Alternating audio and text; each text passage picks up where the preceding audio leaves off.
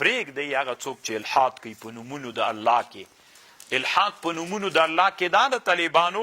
د الله نومونه توقیفي دي هغه نومونه به الله ته یادوي چې قرآن و حدیث کې راغلي هغه نومونه چې څوک الله په هغو نومونه یادوي چې قرآن و حدیث کې نه راغلی دا الحاد د طالبان یو روح المانی دلته طالبانو په دې بحث کړی ډېر اوږد بحث یې کړی نو الله ته به کوم نومونه یادوي قرآن و حدیث کې چې راغلي قرآن و حدیث کې چې نه اگر چې روح المانی وی طالبانو صفات نفسیه فعلیه او صفات سلبی دا موقوف تر شرع نه دي که دا الله ته هم وایې پروا نه کوي طالبان اوس ښه خبردار طالبانو چې الله ته خدای ونه وایي ځکه خدای فارسي لغت ته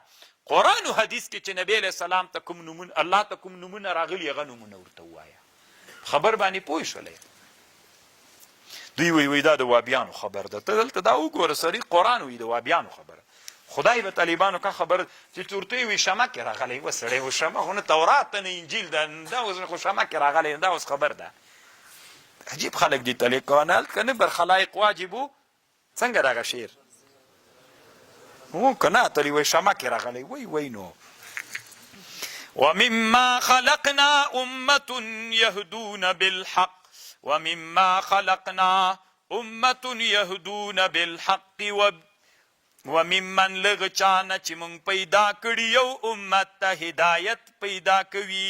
په دې حق باندې او په دې حق فیصلې کوي والذین کذبوا بآیاتنا سنستدرجهم من حیث لا یعلمون زرده وبنیسو مونږ له هغه طرف نه چې دوی به خبر نه وي و املی لهم الله وی من مهلت ورکو دوی ته ان کیدی متین الله وی چلو فریب دی مونږ سخت ده اولم یتفکروا دوی ولی فکر نه کوي ما بصاحبهم نه دغه ملګری و نبي دی دوی چې ما دوی ته رالیږلی لیونی نه ده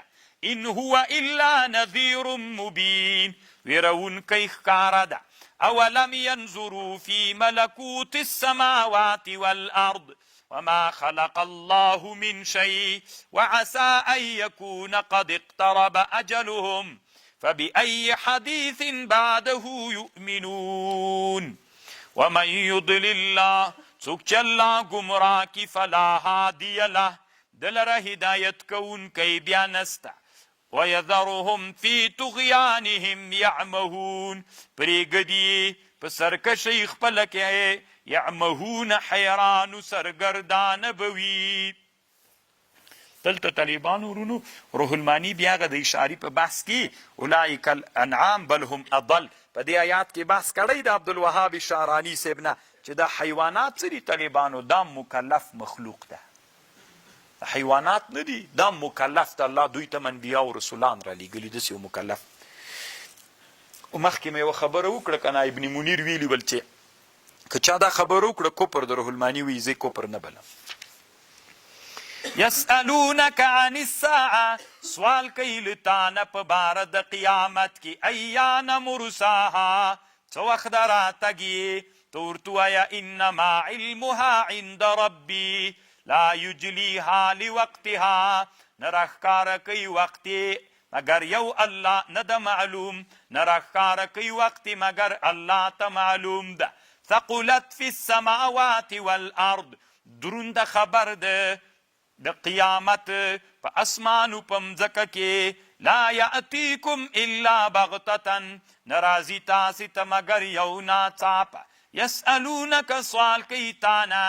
د قیامت په اړه کأنک حفی عنها دا سوال دوی تا نه داسې کوي ګویا کې چې ته د قیامت نه خبر یې ته ورته ووایه انما علمها عند الله علم الله سره ده ولکن اکثر الناس لا یعلمون